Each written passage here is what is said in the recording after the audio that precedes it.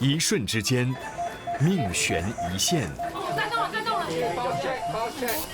一念之间，天人永别。他们一往无前，在千钧一发之际，为依稀尚存的生命守住一线生机。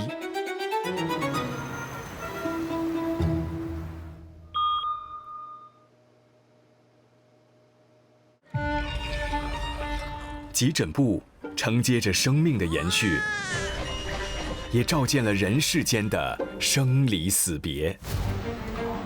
但随着社会高速发展，人类平均寿命延长，慢性疾病普及，医务人员短缺，每个国家和地区的急诊部都面临着史无前例的难题。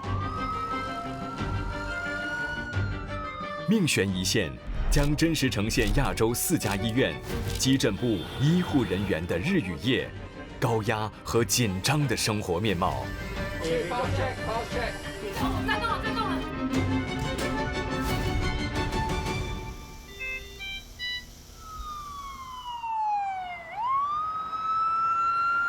！The ETA is 11 minutes from Lima from Florida to Delta. Stand by for male Chinese. ETA 21 minutes. ETA 8 minutes.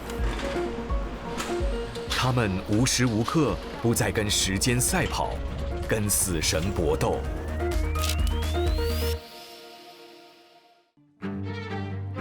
这里是新加坡国立大学医院的急诊部，新加坡西部最大的创伤中心。1、2、3， 每天处理超过300起急诊个案，是全岛最繁忙的急诊部门之一。Sorry, excuse me.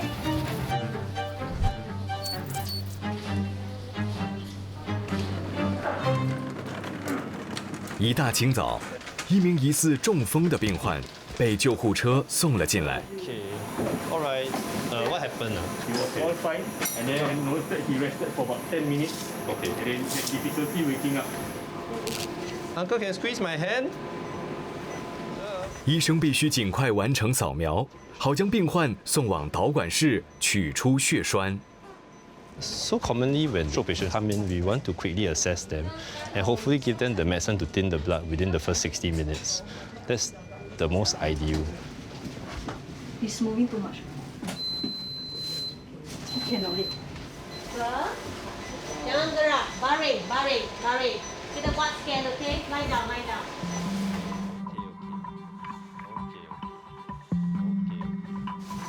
We are only strapping you in case you fall down now. Jangan kiri angkat.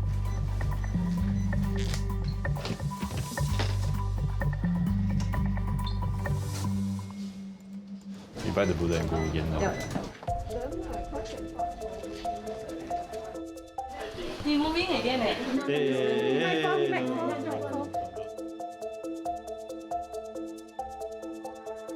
think we intubate. Intubate. If you don't have a proper scan, it's very hard for my colleagues upstairs to decide whether or not to retrieve the clot. And so that's why we decided to put a tube to help him to breathe, to calm him down, sedate him a little bit more, and then go for the repeat scan again.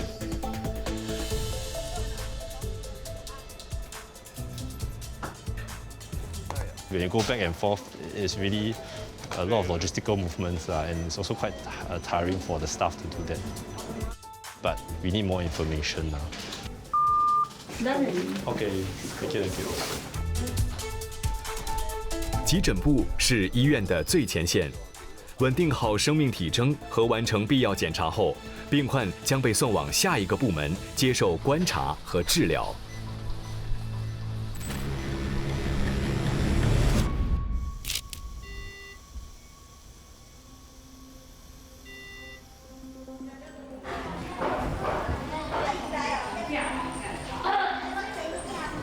但在急诊部如此变幻莫测的环境中，永远也无法预料下一个病患会承载着什么样的风险。例如，这位刚入院的妇女。快进来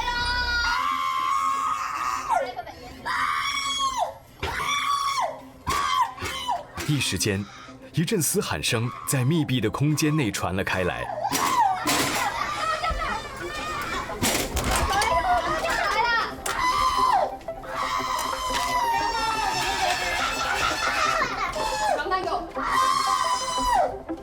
是给我绑起来好了，绑起来，绑起来，绑起来，要不然我会跑掉。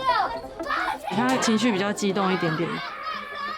我们之前怕说影响到其他病人，所以我们才想说先把他拉到急救室去做一个隔离。冷静下来，不要关事情。好了，好了，不要压死我了。主要是防止病人伤害自己或是别人，先做一个保护性的约束，帮他打一针镇静剂。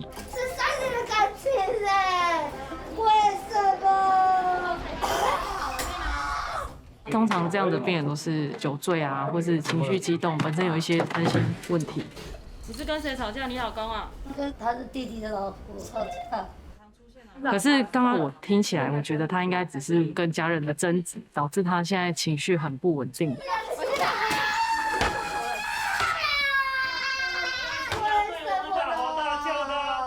你冷静。如果真的危害到别人的话，我们一定会报警。你只是要一个宣泄是吗？我知道，我帮你松绑，那你可以先停下来吗？你就松的绑在一起就对了。我知道，谢谢你配合。哎呦。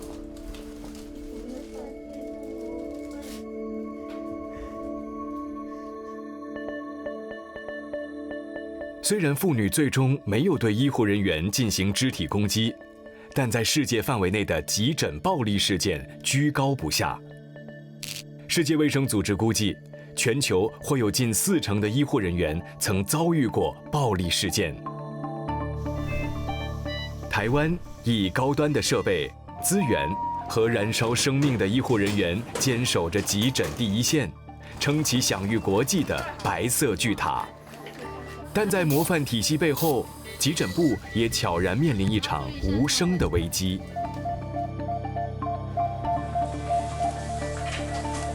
如果说急诊部是医院的大门，那守门人必定是病患首先接触到的护理师，他们是急诊部的中流砥柱。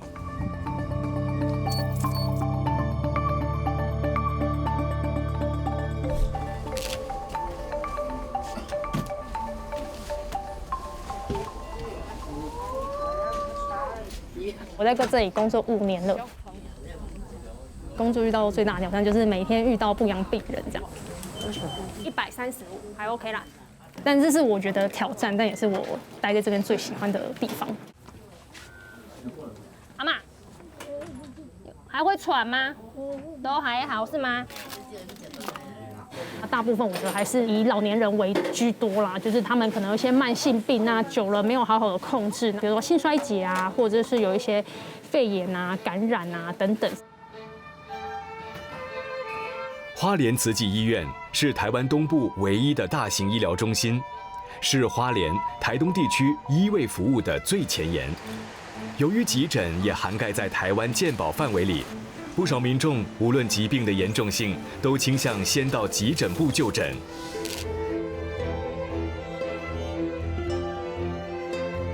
住院病人理应归属于住院部门管辖，而非急诊部门。但台湾近年来因为护理人力短缺，导致住院病房无法全额释出，造成病人滞留急诊的现象，增加了急诊护理师的工作负荷。其实急诊病人你待久了，很多病人他是一直会再入院的。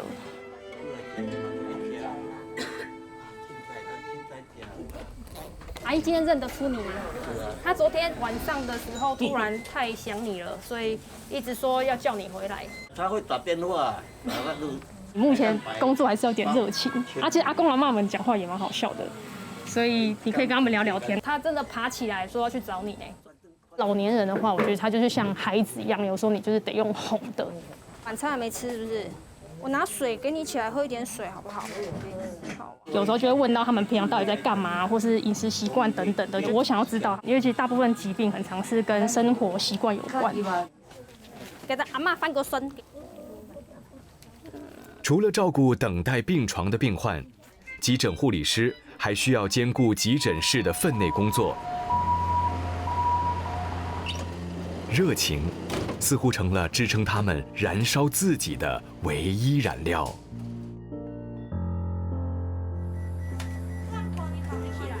们的工作已经耗尽我们所有的能力。手举得起来吗？会不会中风？我的关怀好像都已经用在工作上，但对于我自己爱的家人，我觉得我好像没有付出的这么多。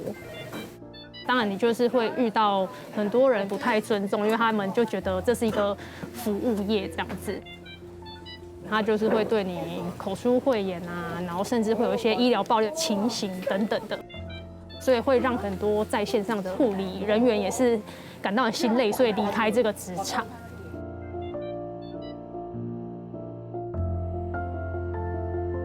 台湾护理人员每年有10%以上的从业人员离开岗位，近年空缺率甚至高于疫情前的水平。但这样的困境，不过是全球医界的缩影。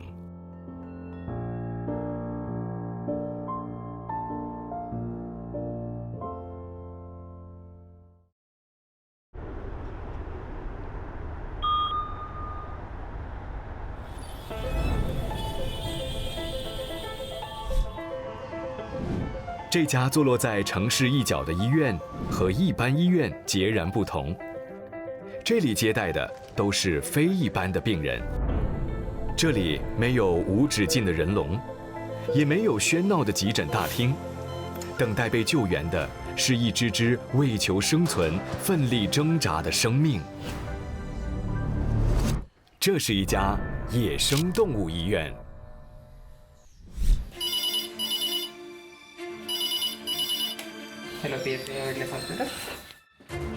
接线员接获通报，有只奄奄一息的飞禽横亘在马路上，需要前去急救。接线员即刻出发。Basically, yesterday, due to heavy rain, it had been fell down from the tree. When it fell down, it got an injury on the head. Head injury is common in the crowd.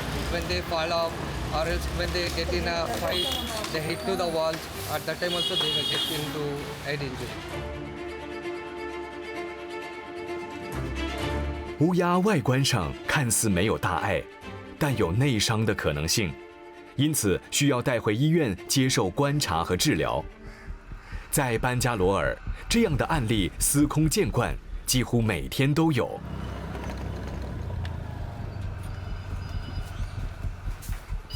救援电话一通接着一通，另一名救援人员整装待发，准备赶往现场。与此同时，医院的手术室里，一只骨折的野鸟正在接受急救手术。Place your hand here. One more hand. Leave the leg. Yeah. Wait. The informer called us regarding a black cat which was fallen on the ground. So our rescuer went to rescue the black cat and got it immediately to the shelter. We'll avoid the two fragments from moving. So if the fragments keep on moving, it will not heal in a normal way.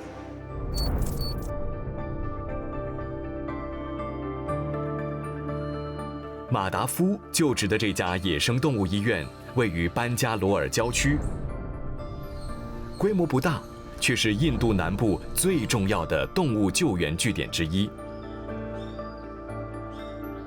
医院主要靠捐款维持运作，多年来为各类野生动物提供免费的庇护和治疗。So in Bangalore, there's been a lot of development. There's been a lot of displacement of wildlife. So they need rescue, they need to be treated, they need to be rehabilitated. So this is what BFA has been doing from the last 25 years. We almost rescued 45,000 wildlife. We have recovered them, rehabilitated them, and we put them back to nature.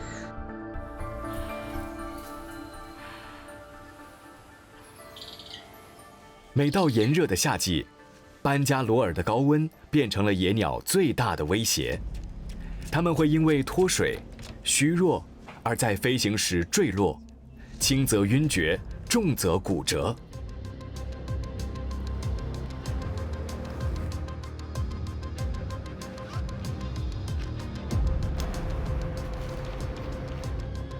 每年3月至5月是班加罗尔最炎热的夏季，在短短3个月内，野生动物医院就救治了超过800只黑鸢，其中脱水和骨折是它们被送来医院的主因。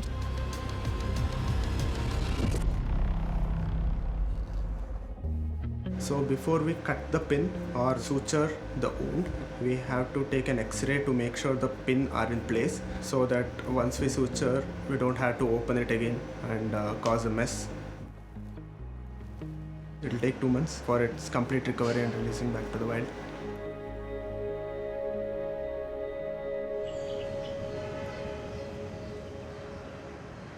这家动物医院由11名成员组成，其中包括3名兽医、1名复健师、1名动物主管和6名救援人员。平均每天救援的动物少则10只，至多可达30只，当中包括飞禽类、灵长类、爬行类动物。We get lots of calls because the Bangalore traffic, it takes us quite a long time to reach there, sometimes after 2 hours. That's why we have got 4-wheelers also and 2-wheelers also. 班加罗尔道路狭窄崎岖，交通拥堵严重。为争取救援时间，救援人员通常选择骑摩托车，只有这样，他们才能穿梭在车流之间，以最短的时间抵达现场。当印度的救援人员正和城市的交通搏斗，在另一边，泰国的偏乡急诊部却是另一幅截然不同的光景。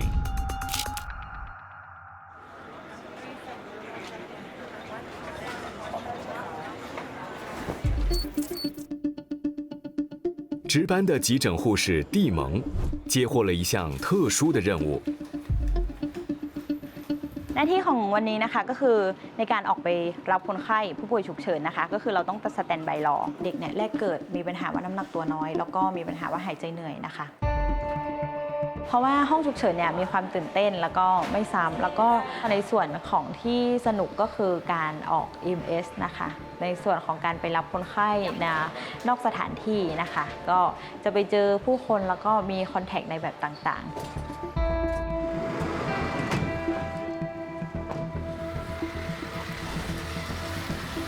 地处泰缅边境一带的翁旁医院，虽属于社区医院规模，却是泰国达府南部最举足轻重的医疗设施。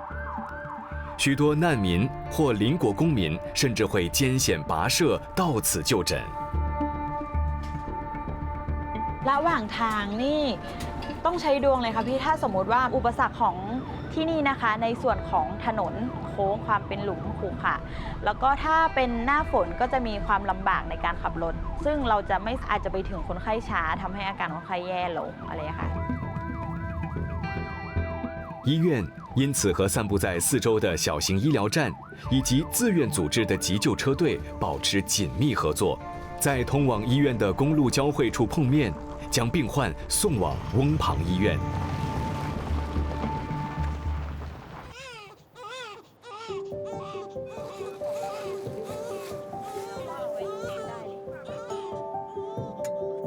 ออกซิเจนที่น้อยในเด็กเกิดใหม่เป็นอันตรายได้ถึงชีวิตในกรณีที่เด็กขาดออกซิเจนนานๆให้เกิดภาวะที่รุนแรงอาจจะมีสมองตายได้เขาก็จะส่งผลให้เกิดการเสียชีวิตในเวลาต่อมาค่ะ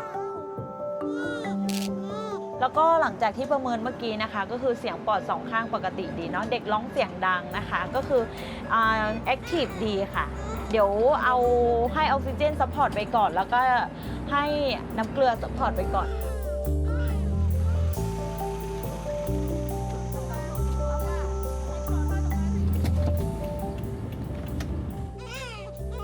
ส่วนใหญ่ถ้าเป็นในเด็กที่แรกคลอดแล้วมีหายใจติดขัดนะคะก็เกิดจากเขาสำลักน้ำคร่ำอะค่ะอาจจะมีอะไรที่อุดตันทางเดินหายใจเขาอะค่ะแต่เด็กคนนี้ร้องเสียงดังน่าจะเคลียร์แล้วนะคะ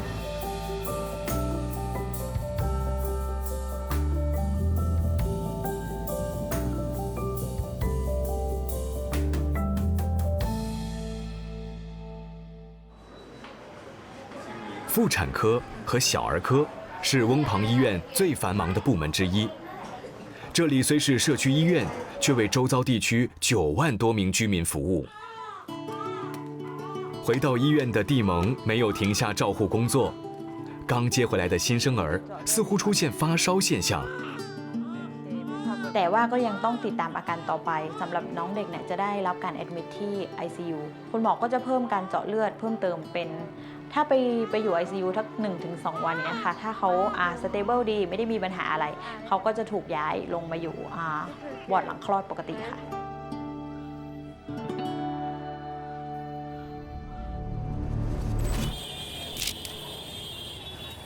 另一边，印度的救援人员终于通过层层关卡抵达救援现场。Every time we do there will be traffic. So morning and the evening it will be too much. 每一位救援人员都必须具备基本的医疗知识，才能在第一时间判断动物伤势的轻重。ಇದು ರೆಕ್ಕೆ ಇನ್ನೂ full grow ಆಗಿಲ್ಲ ಇದು ಮರಿ ಇದು ಹಿಂಗೆ peel of ಆಗಿ ಇದು ಟೈಮ್ ತಗೊಳುತ್ತೆ.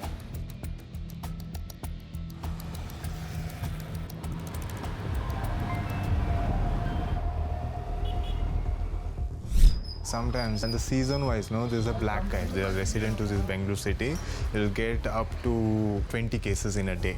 Only the single bird rescue, 20 cases. For each person, you'll have a minimum 7-8 rescues. So if the person, if you go in the morning, it'll come back in the evening itself.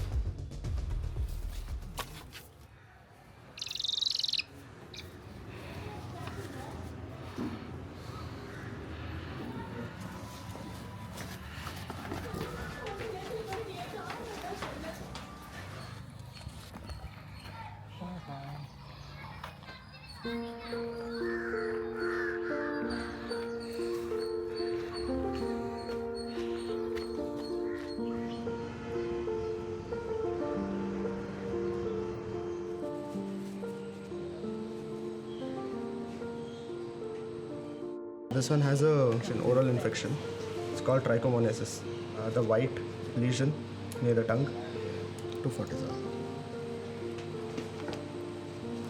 身为医院里唯一的高级兽医，马达夫从早上一踏进医院就不曾歇息。从诊断、治疗到术后照护，都由他一人操办。哪怕身兼多职，难以喘息，马达夫也毫无怨言。I grew up around a lot of animals. Where I live, there's a lot of wildlife, so I always wanted to help them in any way possible. That's how I became a vet. Pets do get better treatment because the diagnosis is very easy.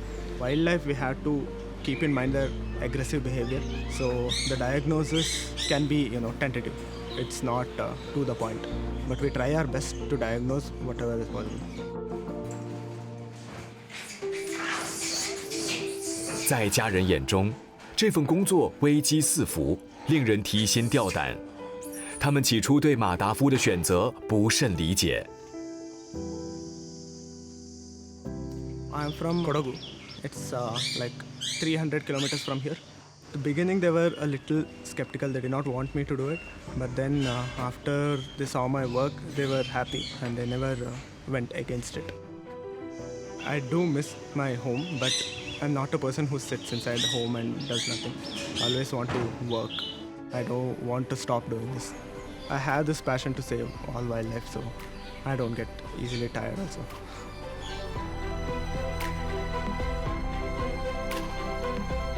没有哪个生命是微不足道的。马达夫和同伴守护的是对生命最初的敬意和怜悯。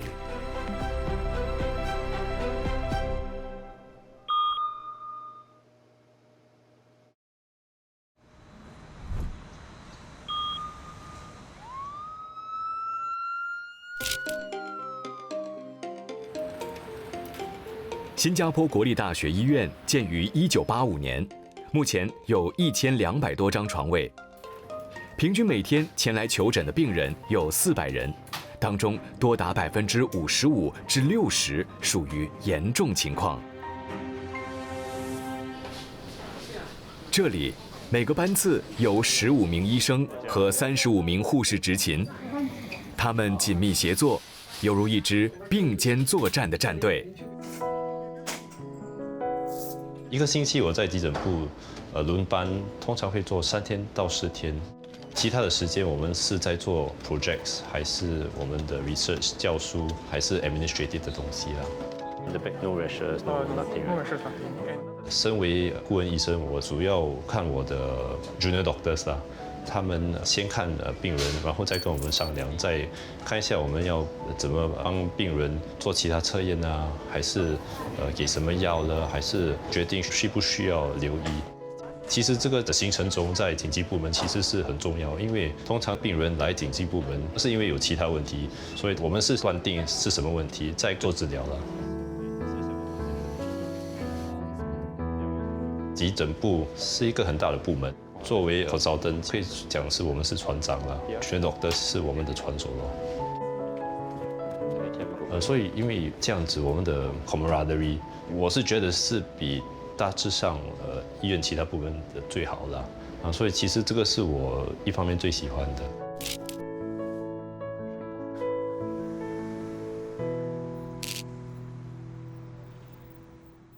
Okay, brother, I need to bring you inside. Let doctor see you, okay? Charge to Alpha, 1 mil. Now still giddy not, brother? Now no more. Okay. 急诊部的分诊台是医院医疗服务的门面担当，不仅作为重要的服务窗口之一，也承担着医疗任务。0 no pain, 10 being the worst. How do you score your pain now? Now.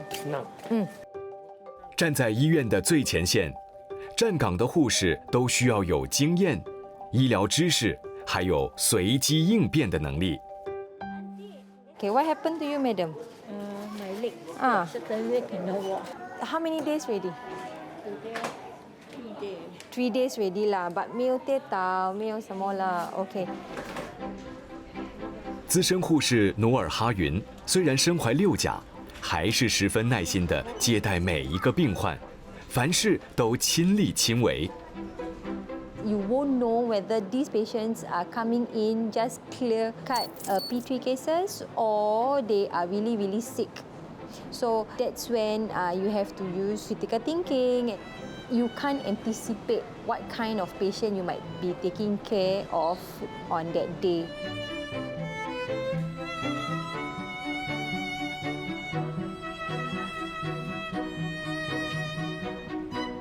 Kita berapa lama nak tunggu, kau dah tunggu berapa lama, tunggu. Memang betul, sakit, tapi berapa lama nak tunggu. Okey, pakcik duduk dulu. Tak marah-marah, pakcik sekejap dulu boleh tak? The most triggering factors that make patients or relative upset are the waiting time.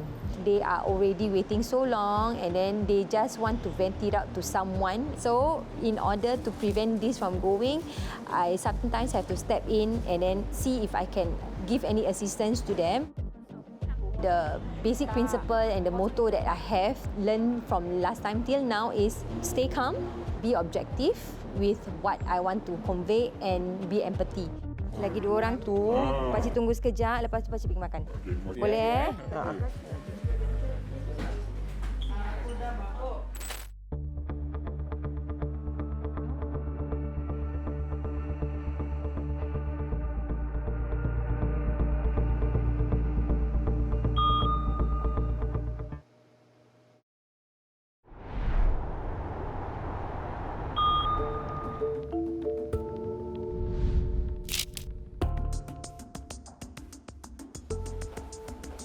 在急诊部，不论辈分资历，只论实际经验。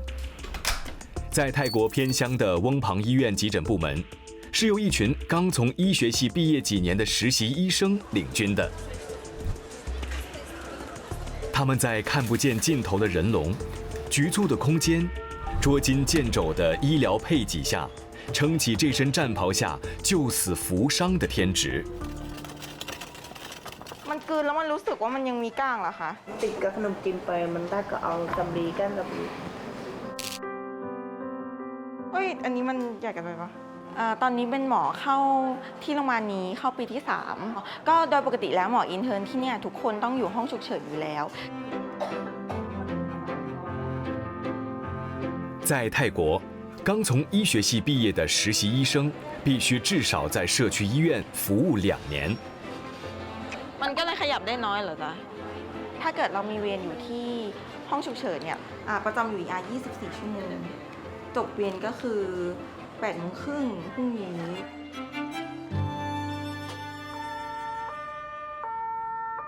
鸣笛声划破了翁旁社区寂静的夜空，医院迎来了今晚的第一件急诊个案。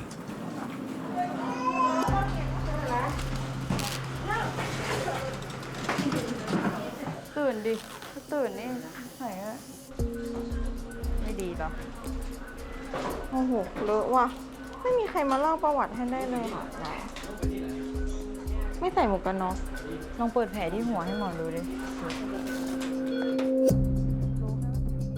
เป็นเคสทอม่าอุบัติเหตุแต่ส่วนใหญ่เคสอุบัติเหตุมันจะรีบมันจะเร็วแล้วมันจะมีแบบได้กลิ่นเหมือนแบบแอลกอฮอล์นิดหน่อย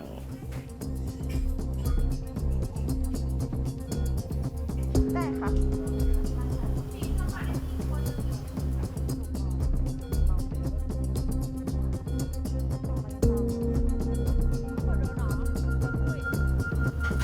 一般情况下，如果伤患血流不止，当务之急是进行止血，接着观察生命迹象，判断是否需要进行复苏抢救，随后再执行标准作业程序。ลำดับก็คือ A B C A ดู airway คนไข้ผ่านไหมถ้า airway ไม่ผ่านตามแพทย์มาใส่ท่อ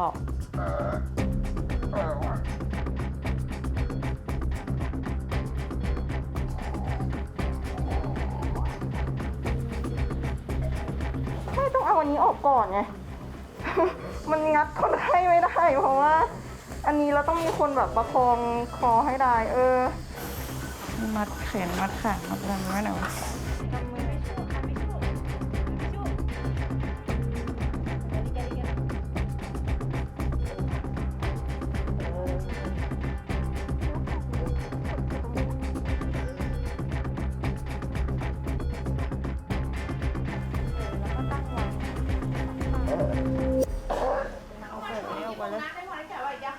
กดทางให้ลงหน่อย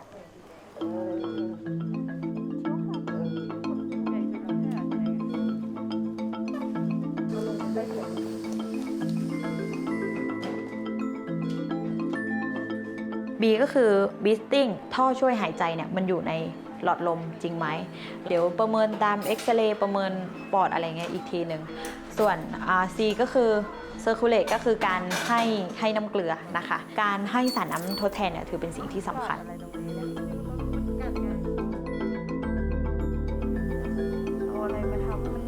就在护理师们处理善后工作时，倪茶被请到医院的加护病房支援。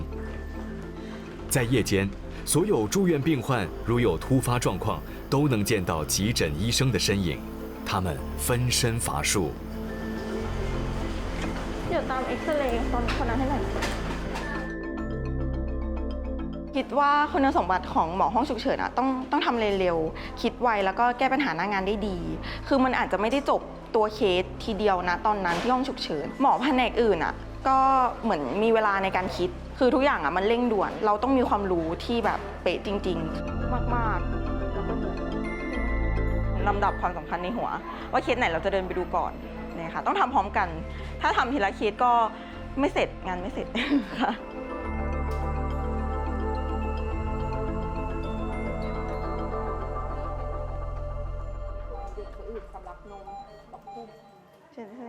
ก็ต้องไปประเมินว่าคือการบาดเจ็บทางศีรษะที่นี่ไม่มีเครื่อง CT ค่ะ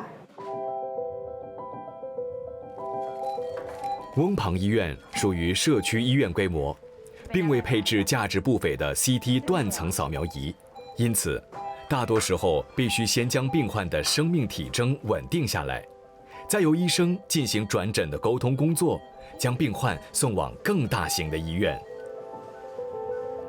จริงๆโดยตัวหมอจะเห็นว่าหมอไม่ได้ไปทำหัตถการเหมือนพยาบาลเยอะเป็นความล้าที่เหมือนเบรนเราแบบเบรนสตอร์มตลอดแบบคิดอะไรเยอะตลอดอะไรอย่างเงี้ยค่ะมันจะเป็นความล้าแบบนั้น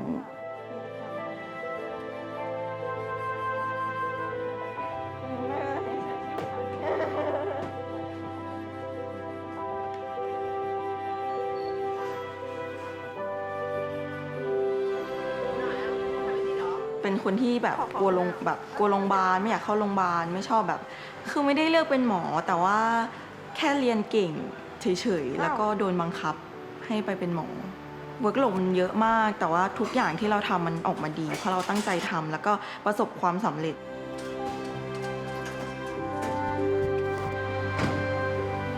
今晚的第1名病患顺利离开了医院，但尼查的工作远远没有结束。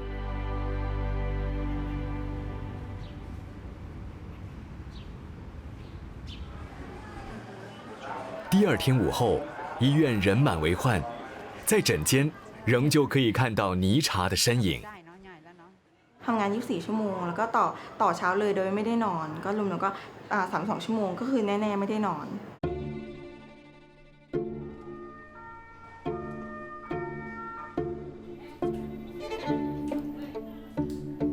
เพราะฉะนั้นเนี่ยก้าวพูดได้เลยว่าที่เนี่ยเป็นโรงพยาบาลชุมชนที่ทำงานหนักที่สุดในประเทศไทยแน่นอนเพราะว่าโรงพยาบาลชุมชนที่อื่นอ่ะไม่มีประสิทธิภาพมากพอที่จะทำอย่างเราได้แค่1 อาทิตย์ก็อาจจะเก่งกว่าหมอที่วนมา1 ปีก็ได้หมอทุกคนมีวันแบบนี้อันนี้ก็เป็นเรื่องปกติของงานห้องฉุกเฉินของโรงพยาบาลยุ่งผาง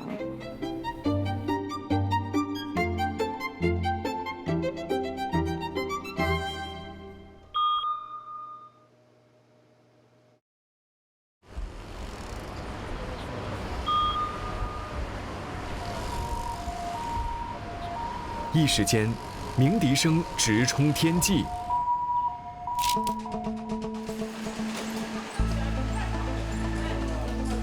一名胸闷的老者被送到了台湾花莲慈济医院，并直接送进了急诊室。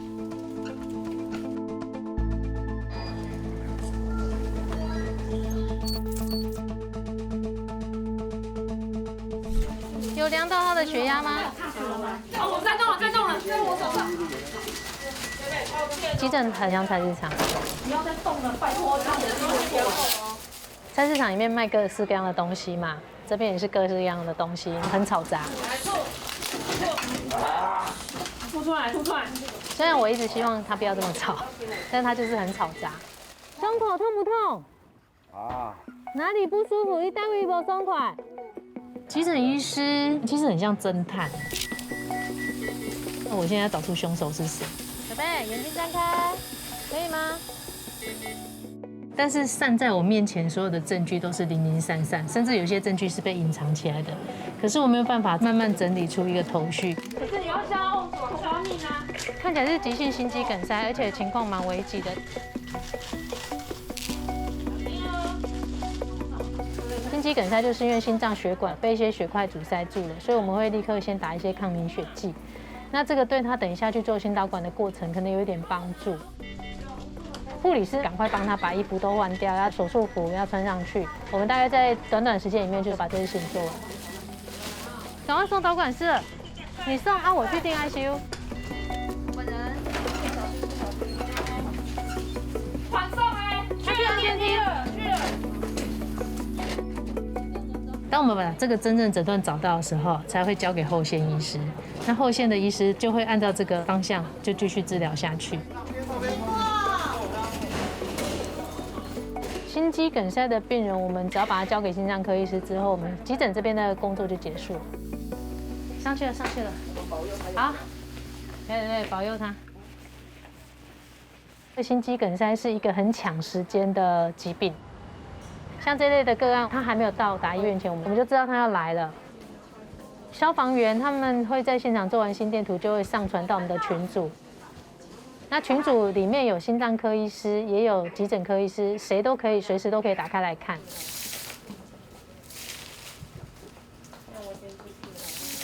各司其职，在急诊部门是铁一般的定律。我们还会有负责挂号的那个叫书记。他们会帮病人挂号结账，然后用一些诊断书啦，然后我们还有药局，里面有药师，也有放射师，他们要去做电脑断层、照 X 光。那我们还有一些负责清洁的人员，还有传送人员，他就是会把病人跟一些申请单送来送去，送来送去。对。在慈济医院，还有其他医院看不到的角色——志工。他们的存在为急诊室里焦急的病患提供心灵上的抚慰。阿嬷没事，消毒哦，贴起来了，辛苦你了。我觉得这里比较温柔一点。好喽，我要出去喽。当我第一次来到这家医院开始当住院医师的时候，我就有点稍微吓一跳，想说，大家讲话太亲切了。在这个地方的氛围是比较温暖一点的。好，你等我一下，等一下拿棉被过来。这边的基本人口比较少。为什么昨天没有吃饭？不想吃。你不想吃会低血糖，你不可以不想吃哦。那但是严重度高是主要是因为我们是这里唯一的一家医学中心。像其他医院，他们比较不能够处置的病人，也会都转诊到这边来，所以一整天下来，你会看到很多转诊的救护车把病人送过来。赖佩芳还来不及喘息，急诊室又来了新的病人。那恩都备好就可以下楼 Ronin 了。病人他没有办法自我表达，因为他之前中风过。抠了。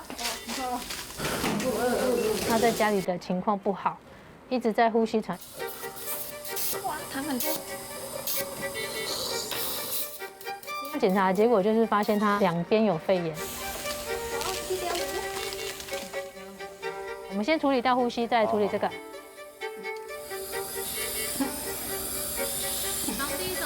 我在这边服务20年了，急诊很适合人生修炼。除了医学之外，像是社会的问题啦，或经济政治的问题，它都会在这边出现。其实没有什么好急的啦。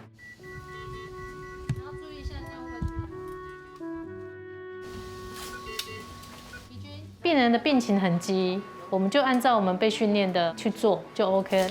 我帮你倒水。我当了这么久的医师，这些事情其实基本上是难不倒啦。我很喜欢处理各式各样的疑难杂症，就是诊断这件事情对我们来讲是一个需要练习的技能。你成功了。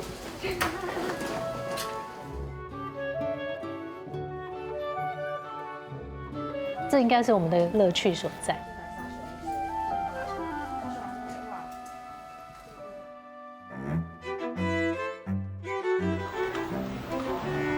急诊跟其他科有点不太一样，对我们来说，上班时间的每1分钟都是被使用，并没有什么可以空闲休息的时间啦。我们的生活充满了各种变动，要喜欢变动，我喜欢每天都是不一样的。因为你永远不知道你下一个拿到的题目是什么嘛。